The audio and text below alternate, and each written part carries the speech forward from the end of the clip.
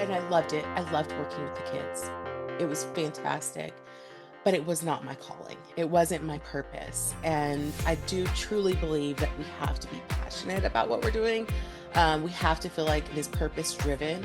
When I first started this, initially, it was income, right? It was how much money am I going to make? And I found myself chasing the money, and I hated my business. I hated my business when I chased the money. Where I actually want to create a greater impact. And so the more impact I can create, the happier I am and the more fulfilling the business is for me.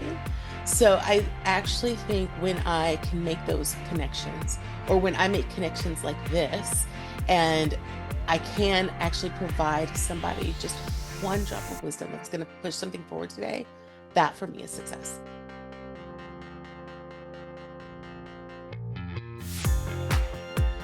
So, welcome everybody to Off the Deep End. I have my friend Keira Crooms with me today. Keira, welcome. I'm so excited that you're here. Thank you. I'm excited as well. Great. So, Keira is coming to us today, I believe, from Florida. That's right, And Orlando. we met on LinkedIn not too long ago. What her headline is helping growth-minded founders turn scattered effort into strategic elevation. I love that, A. Thank you. And B, if you are someone who's running a business, you're going to want to pay attention to what Kara can offer for services. And more than that, and the reason that I asked her to come on the show today is because you can probably already tell I was just instantly drawn to her vibe. And whenever she told me about her business and the twists and turns of life that brought her to it, I knew I wanted her to share that story. And so I'm so glad that you agreed to do that. Thank you. Me too. Thanks for having me. Oh, my pleasure. So tell us a little bit about yourself. I am in Florida, and I'm a mom of two. So my story actually kind of starts there. I was a stay-at-home mom. I had started as a project manager, and I was a stay-at-home mom. And very quickly, things just kind of evolved, and I wound up in business, which is how we ended up connecting, which has been a lot of fun. I really like your vibe too. So, people who are listening, I can understand why they're here. Oh, well, thank you, Kara. Okay. So like I said, I was a property manager, and when I had my kids, I absolutely knew I could not go back to work. I just there was some resistance in me. I wanted to stay home and be able to give them all the time and the care that they needed. Having to hand them off to a stranger just felt really foreign to me. And so it was by luck, actually. My husband is a mechanic, and he was working at the time for Toyota, and he got a call. It was out of the blue. I was supposed to go back to work a week later, and my husband got a call, and they said, "We'd like for you to come interview for Amtrak." And he said, "I've never worked on trains." They said, "That's okay." So he went in and he landed the position, and it ended up being enough that I didn't have to go back. So I was a stay-at-home mom for a decade. And through that process, I really kind of felt like I lost myself. I didn't really know. It was like I was Kyla's mom and I was Dexter's mom and I was Ryan's wife, but who was Kira anymore? I was doing for everybody else, but I wasn't doing for myself. I wasn't connecting with anybody that wasn't a mom. And so I knew it was time to get back into the workforce. I just didn't want to rattle the cage too much. And I happened to go onto the school's website, and they were looking for a teacher. And I thought, hey, I'm going to apply for this. I'd never taught ever. And I said, I'm going to apply for this. And I got it. So I did not have to change my kid's schedule too drastically, but and I loved it. I loved working with the kids. It was fantastic, but it was not my calling. It wasn't my purpose. And I do truly believe that we have to be passionate about what we're doing. We have to feel like it is purpose driven. And so I was there for a few years, and I decided I worked through, the COVID era, and I decided it was time. It was time to make a shift. And I came home one day and I was sat at the kitchen table and I was crying. And I said to my husband, I said, I don't want to be there anymore. He said, so quit. And so I did. And I had no idea what I was going to do, but here I am. Wow. Yay. I'm so glad you're here. Thank you. So a couple questions. First, let's chat about purpose a little bit because that's Yeah. something that I don't know that we've ever actually talked about it on the show. So, how did you define, excuse me, what is and isn't your purpose? How did you go about that? Well, it was kind of so I had to really sit down and think about, is purpose passion? And it is not. Mm, We are passionate about a lot of things and we run out of passion. But when we really look at purpose, we don't run out of purpose. That is something that we are meant to be doing. It's something that we pick up very naturally. When we're talking to people, it lights us up. They can see it in us that we're actually really great at that thing and we're willing to learn at that thing. And so I had to decide, what is it that, number one, I want to be doing? But what comes pretty naturally to me, and what do I can like to continue to learn about? So if I'm continuing to learn on it and I'm not getting bored and I'm, feeling really still have that passion about it, then I feel like that is really where my purpose is, where I could get bored very, very easily. And I got bored teaching. I was like, "Ugh, this isn't it." It just felt like I was dragging my feet. It felt like I had to constantly force myself into that. yeah. But with purpose, you're not forcing it. Yeah, so true. And I love that distinction you make because so many people think that, oh, my purpose must be where my passion is. But no, that's not accurate. No. Not only No. that, sometimes I don't, no, I'm just going to speak for myself. Sometimes your purpose isn't even something at first that you want to completely step into and embrace. Would you agree? 100%. It's where I am right now. I had no idea. Yeah. Wow. So what would you how would you summarize what you ended up deciding your purpose actually is? I think the best way that I can summarize it is helping business owners scale. So and it really is dependent on the owner and what that looks like for them. Like some people, that's creating generational wealth for their families. And then for other people, that's creating comfort. Hmm. And I think when we find that place, and it doesn't mean we're going to scale to seven figures or even multiple six figures or whatever that looks like, but scaling to a point that feels good and conducive to our lives and living their best life. So helping business owners scale up is really my purpose.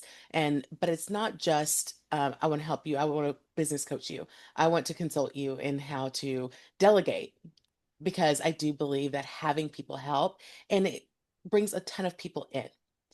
Yeah. So helping in mass, where if you come to me and you say, hey, I have no idea what I'm doing, I really need help in delegation, I'm not really sure how to delegate, and I'm like, okay, awesome, I can teach you that, but then I'm going to help you find the right person for that, and then I've helped you and I've helped that person as well.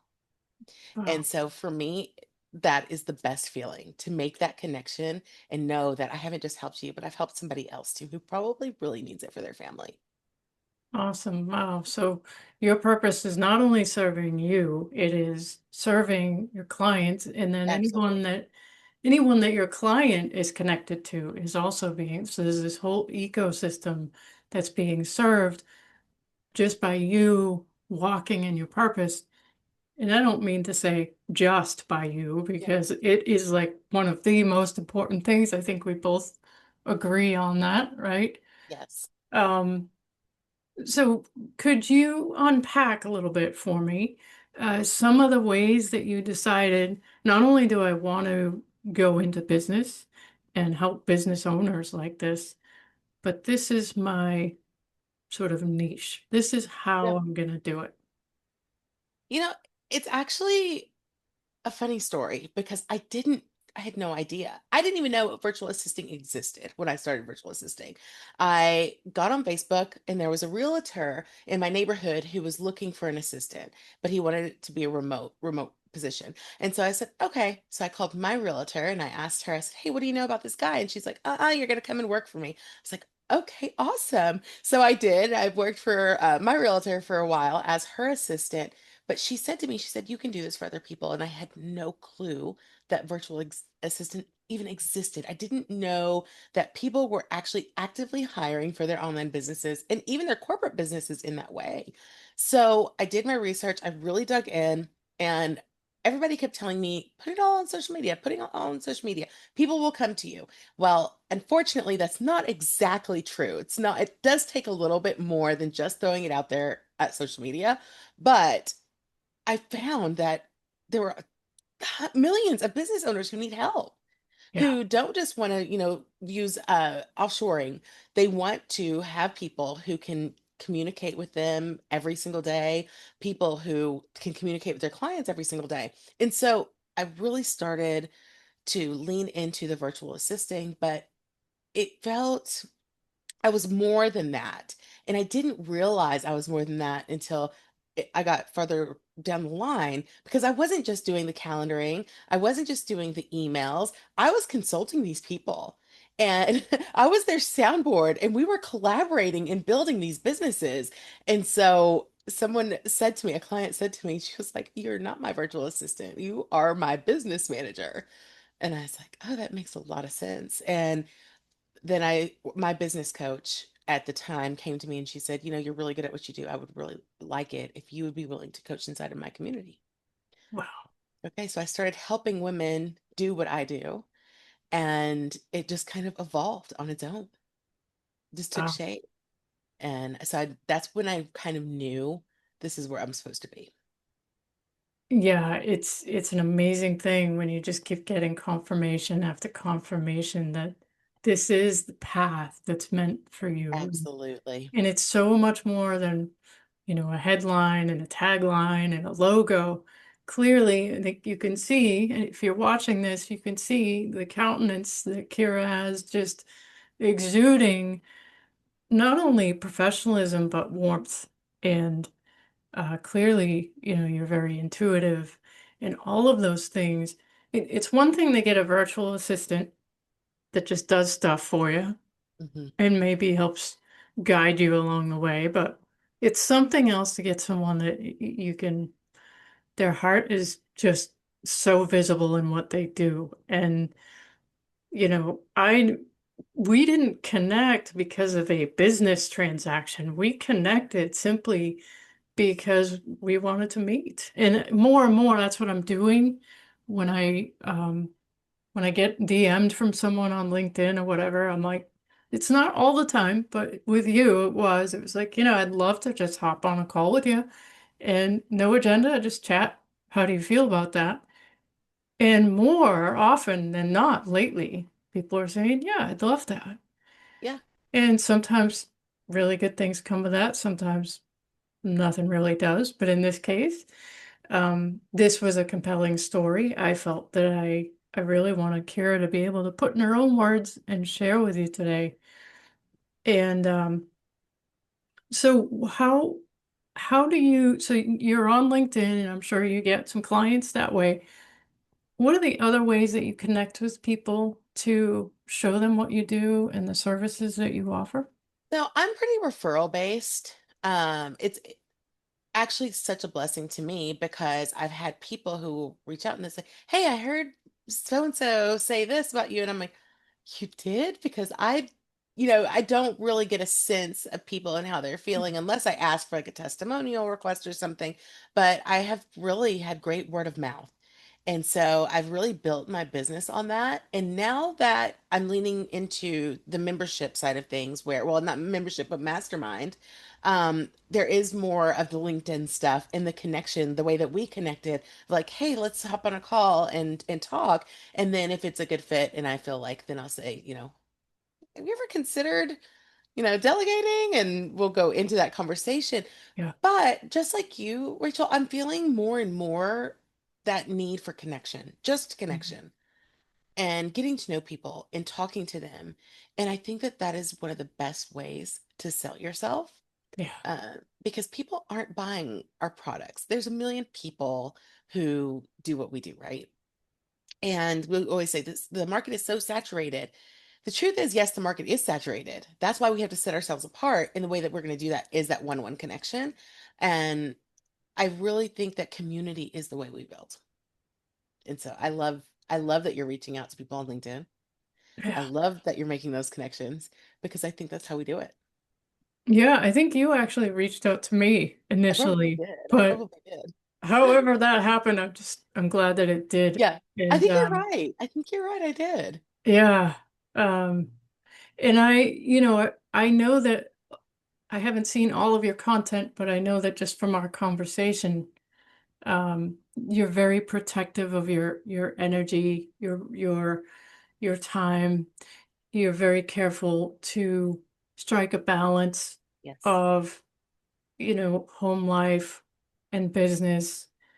And that comes from other experiences. Would you care to go into those like you did when we were on our call? Oh, absolutely. I mean, I'll tell you, I really struggled with boundaries really terribly in the beginning of business because I would always try really hard to make sure to chase the dollar, right? Like I had to have the sale. I had to have the sale. So it was always yes, yes, yes. And I was a complete yes man. And turning that around into, you know, it's not a no, but it cannot be a yes right now was really beneficial to me because I did have to protect my time and my energy. It felt like I had a client who, and I still to this day, I mean, I just love him. But he was very demanding of my time and I didn't work full time for him, but the position was really demanding of full time. And so I would connect all the time with him and we were on different coasts. So it was like I was working around the clock and I just didn't have those boundaries in place. Hmm. And I felt like my family really suffered for it because I wasn't spending the time with my kids that I wanted to spend. Yeah. And they would never tell me that. They would never say, Mom, maybe stop working for a little bit. They would never say that. And then when we decided to part ways, I really realized the amount of time I got back Yeah. and to be able to spend time with my kids again and to just do nothing, to Mhm. just do nothing and to rest. And I've really come to value that rest time. Yep. And so setting those boundaries in place and even like batching things, like my content, I'll sit down and I'll just get it all done so that I'm not forcing myself every day to have to create something, um, has been so beneficial. So that's a good segue into my next question is, do Yeah. you have a Kira in your life for your business? I do. Her name is Shelby, and she's fantastic. Shelby, I actually coached her for a while on her business, and she's a boundaries coach as well, which is so ironic because I needed that so badly. But she came in, she said, "Hey, I really want to be able to help you," because she noticed I was just overwhelmed. I mean, I was facing burnout. I was like, I can't do this.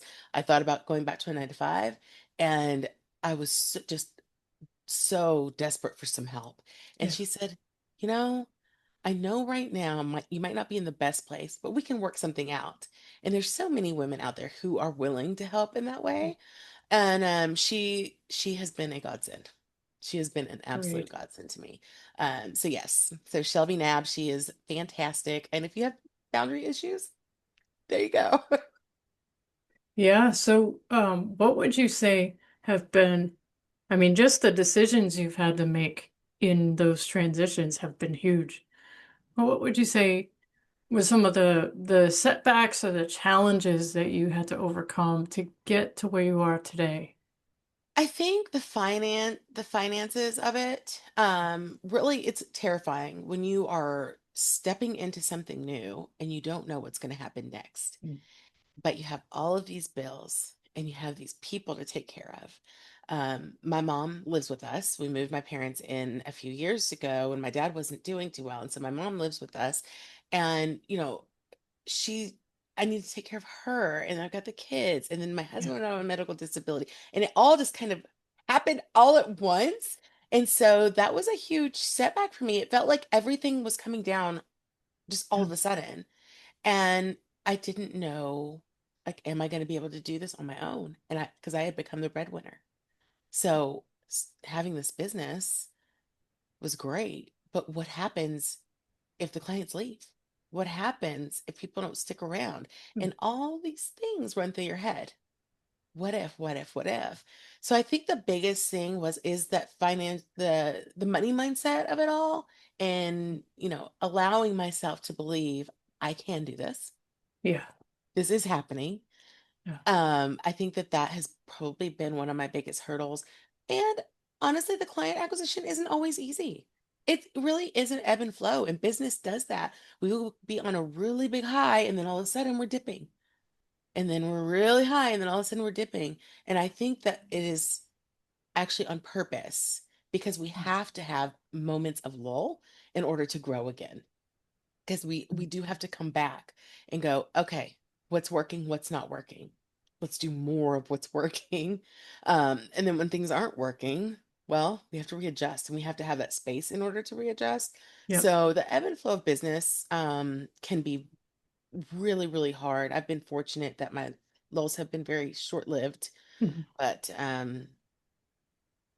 who knows, maybe one day they won't be. So I think that that's probably those are probably the biggest, and it's a lot of mindset work in there. Yeah, for sure. Um, up until now, we've kind of been talking like everybody listening is a business owner. But what if someone is thinking about business? Yeah. They're still a W-2 employee. They're thinking about maybe going with a business, and they have all these what ifs going through their Uh-huh. head. But they also have the very real challenge of finances. Maybe they don't have all kinds of revenue capital sitting there in the Yeah. bank for them to do a startup. What would you say to someone like that? Well, how would you encourage them or advise them? I would say do not. I mean, I know a lot of the advice out there is just do it. I do not say just do it, because we live in reality where anything can happen. And so we don't want to put ourselves at risk. However, I do say still start it and work on it a couple of hours each day. Even Yeah, if you have an hour at night, just take that hour and work on it a little bit. Also, hire a coach. yeah, I always recommend to get a coach in your back pocket. That was the best thing that I did for myself when I decided to start this. And I thought, you know what, this isn't going to work. I hired a coach, and things turned around very, very quickly, because having that soundboard, and if you can't afford a coach, find a trusted friend who will just sit and listen to you, yeah, because talking out those things with somebody else is very different than sitting in your own thoughts. Things come up. We have to be very, very honest when we're talking to somebody else, but we're not always honest to ourselves. So I would say absolutely grab a soundboard yeah, and then start the thing. You do not have to have a fancy website. You do not have, I mean, the fancy systems will come later as you build the thing. It really is talking to people about what you want to be doing, yeah, putting yourself out there. yeah, absolutely. And I I have a quote from Robert Kiyosaki going through my mind right now where he says, "Buy time, do not sell time." Mhm. Meaning, if you're in business and you're struggling to keep up, and maybe you're even holding your business growth back because you're doing too much, you need a Kira. You need someone who is going to help you in that way, and that's not the place to shortchange yourself or to skimp. Yes. You need, if you want to move your business forward, you can't do everything on your own. Um, and I should talk. I am doing everything, but at a much smaller scale. So, um, you have some really great nuggets of wisdom there with everything that you've already done and succeeded in. And what would you say your metrics of success are? So it's hard to say, because when I first started this, initially it was income, right? It was how much money am I going to make? And I found myself chasing the money. It brought a lot of heartache. Um, and I hated my business. I hated my business when I chased the money. So I almost feel like now it has shifted where I actually want to create a greater impact. And so the more impact I can create, the happier I am and the more fulfilling the business is for me.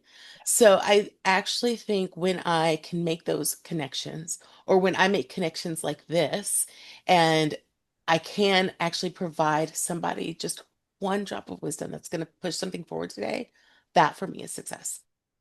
It's beautiful. And I think what we're terming that these days is conscious marketing. Mm, You're seeing less and less, thankfully, of the people who just show up in your box wanting to pitch you something, and you're seeing more of Kira, more people that care, that want to connect, that truly have a heart for what they're doing, and it shows. And I, for one, am so glad to see more of that and less me of the too. other. And I feel like it's just the beginning of that healthy shift that society is needing to make. Because we've been inundated by the fake gurus and everything else for so long. It's nice to see real. It is nice. It is nice to see real. And I'll tell you one thing that I've really come to learn is that when you create more of an impact, the income follows. So create that impact and it's a cycle. Impact, income, income, impact. I mean, it really is that cycle. And the same thing with value. The more value that we're offering to people without expecting something in return, then we actually see that return. And I Yeah. think people are picking up on that. And it just is humanizing business in a way that I haven't seen in my time here. Yes. It's really, really nice. And I feel like it has more of a community feeling than it ever has. Yeah, and I think too, I wasn't even going to go here, but it just makes me think of AI. Now, everybody has a different feeling and opinion about AI. And I have my own, which is I only use it for editing grammar and stuff like I don't want to interact with it. I don't want to do anything like that. But I think it's going to be that much more important that people feel like people. Yes. Um, Yes. that they feel like an interaction is authentic because there's so much AI right now, and it's only going to grow, I I'm think. in agreement with that. I think it's why we're craving that human connection. Yeah. Yeah. Do you actually use any AI in your business as part of helping businesses? Not too much. Like you, No. I do use a little bit for the grammar stuff. I have a couple of clients who use it. Mm. I have one that really leans into it. I think she's got like 50 AI softwares, too much for me to like It's a really lot. dive into. So, because I mean, there's just so much out there you don't know. I did try an AI assistant, Cinta, I think it's called Cinta, and I did not care for it. That was not, it wasn't for me. So not too much. I'm a little bit like you, where I lean more a little on grammar for the grammar stuff and say, "Hey, can you refine this for me really quickly?" But other than that, not really, not too much. Yeah. I like automations. Hmm. That I do lean on quite a bit. Yeah. Good. So do you want to talk about anything specific project or anything you're working on right now? Since we've talked, even I I really did a rebrand, and Oh, so I've always been Kira's Modern Desk. And when the business started growing, I didn't want to let go of that because I had this attachment. Kira's Modern Desk is my thing. And I kept going, I don't want to let go of the name. I don't want to let go of the name. And so I sat down with a coach a couple weeks ago and she said, it's just a name. She said, you don't have to get rid of Kira's Modern Desk. She said, but you can start something new. And I said, I can. She said, what feels good to you? And I said, Keira Crooms Consulting. I already have KeiraCrooms.com. So why not Keira Crooms Consulting? She said, awesome. So I built Keira Crooms Consulting under Kira's Modern Desk and added my mastermind, The Founder's Way, is now under Keira Crooms Consulting. And that is for business owners who really need delegation and systems inside of their business. And they really need to do it in a pretty quick amount of time. So it's a 16-week program that they go through where we go through their back end and completely redo everything, kind of like I've just done. So, yeah.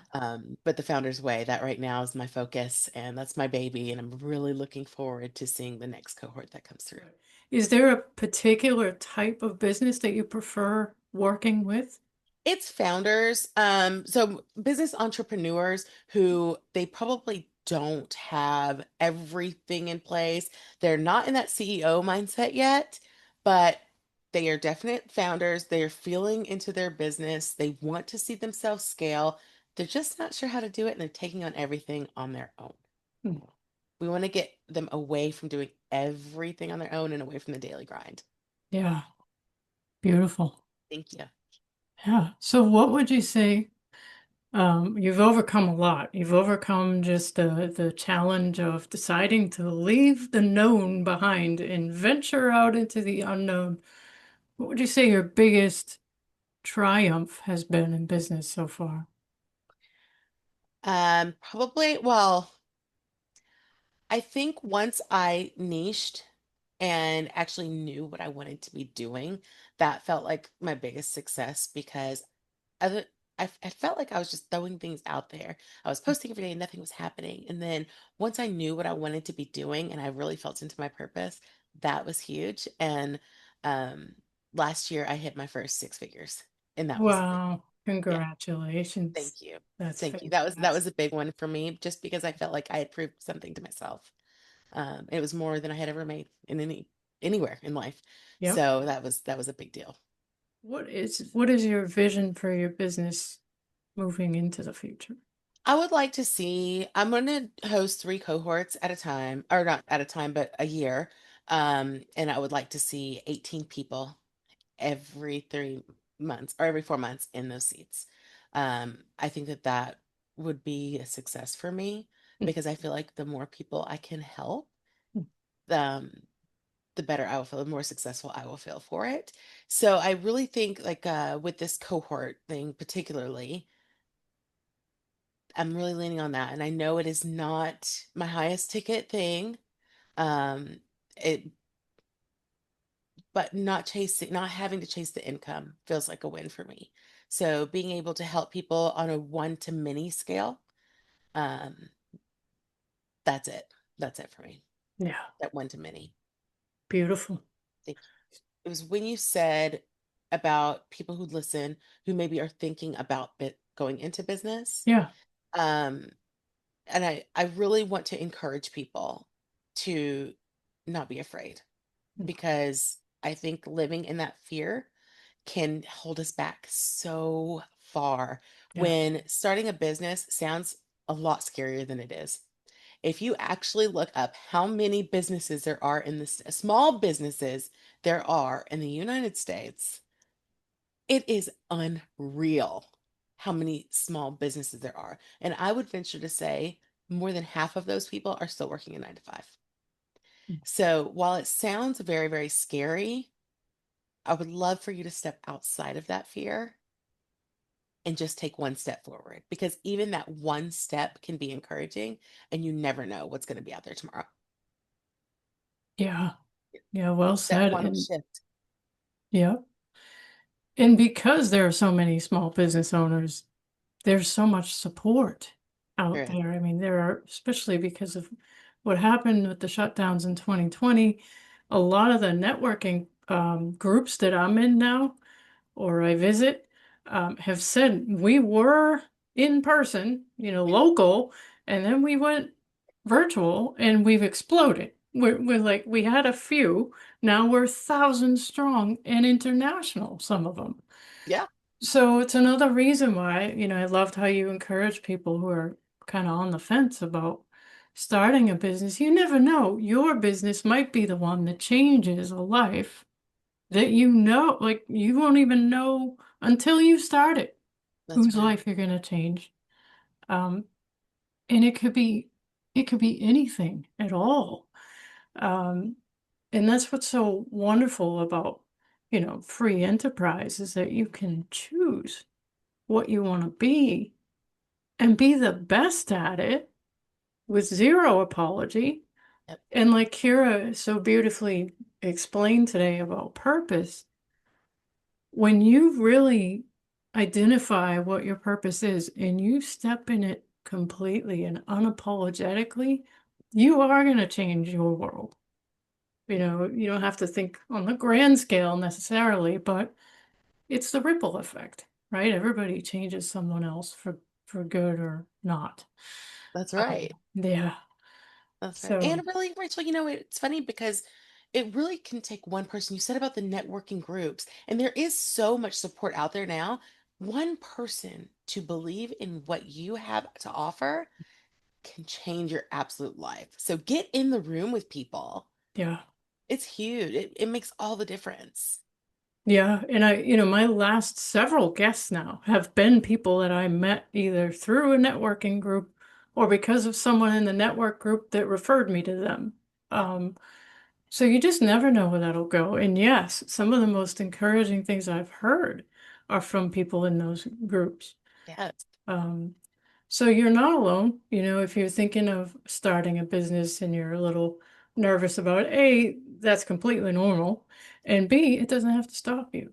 It does That's not right. have to stop you because you could have the next best thing in the particular area that you're thinking about that changes the world somehow. And you That's right. won't know till you start. Yep. So, Like I said, people buy from you. They're not buying the product necessarily because they can find the product elsewhere. They're buying from you. So, exactly. Yeah. put yourself out there. That's Yeah. huge. And I know that's so counterintuitive, right? Because for so long we've heard you got to go where the money is. But what I have been asking this lately, and it is not without intention, but what could I ask you that I haven't asked you yet? Oh, that's a great question. Um, but I think you did a great job. I think you've covered my side of things pretty well. Um, if if there was anything, what would it be? No, I don't think there is anything. I think you did a great job. Oh, well, thank you. And I'll tell you, you actually gave me a lot to think about as well because I'm leaving this conversation with a lot of joy. And joy, as I think about it, is kind of where I want to live and like be in Love it. that space, without the income. So I think that this has been really beneficial for me as well. Great. And I'm glad that we did it today because I feel rejuvenated and Oh, like great. I want to go out there and tell people, find your mission, find your mission. Yes. Yeah. Yeah, it's really important because, like I say all the time, you have a very specific purpose Yes. and gifts and skills, but it is the design that you have that makes it so that those gifts and those skills can be brought to the world in a way no one else can bring them, Fantastic. right? Like you said, the market is saturated, Yeah, but you find what sets you apart. What is that? That's your purpose. that's it. Because they're there, but they're Yeah. not you. And that's what's Yeah. different. And So people feel the energy coming from you about how attached, how engaged you are, how confident you are about that purpose. yeah. And it's a beautiful thing. And like I said, I saw it right away. I see it right now. And it's just a refreshing thing to see. It's not about just the bottom line for you or for anybody else that I invite on this show. If I get that vibe, they don't even get this far. I appreciate that.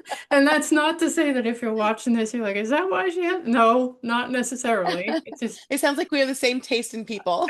yeah, I have a lot going on. I'm like, trying to keep everything where it needs to be. And I don't always remember like that. Yeah. But doesn't mean that your story isn't valuable and you might not end up here someday. So yeah, this has been so much fun talking It to has been. It's been business great. owners and just souls that connect. And I really, really appreciate you, Kira, and keep up the good work.